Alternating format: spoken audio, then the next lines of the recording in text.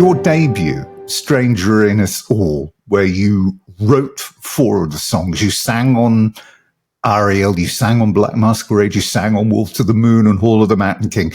Did you think at that time that this is going to be the beginnings of what has been a very fruitful and successful career? No, and anything that I ever think about planning to happen like that never does. And then the things that I think I'm never, ever going to do, somehow life makes me take a left turn and wind up right in the lap of whatever that thing is that I have fear, or it's such life lessons. When I was in university, I pushed off taking, speech taking, public speaking taking until the very, very last courses, because I was terrified to talk in front of people, in front of large groups of people. Sure. So life says front and center stage for you.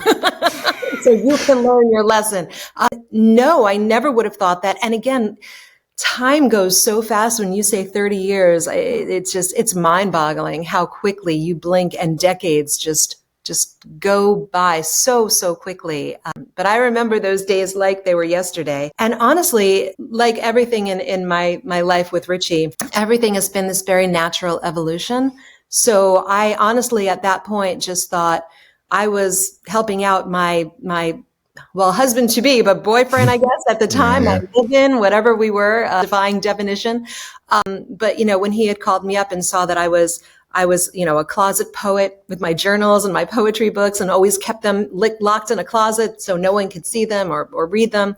And he knew that I would be singing around the house or around the hotel room when he was traveling.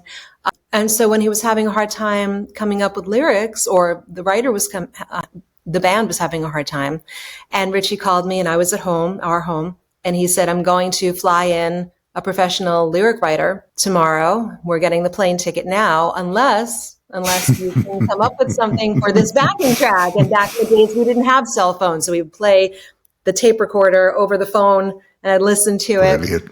And I took the ferry up to see them in Massachusetts, where they were staying, and it was an hour and 15 minutes on the ferry. And in that time, with the sunshine on your face, on the top deck on the ferry, and the wind in your hair, and listening, just hearing the music for an hour and 15 minutes, just came up with 14 verses and drove on to the other side after getting off the ferry. And I said, "All right, well, on my notebook, here's what I came up with, guys." And the producer took my notebook and circled the 4 that he liked the best, and the other 2 he pieced together as the chorus, and said, "Cancel the plane ticket for the other lyric writer. We've got it." It's brilliant.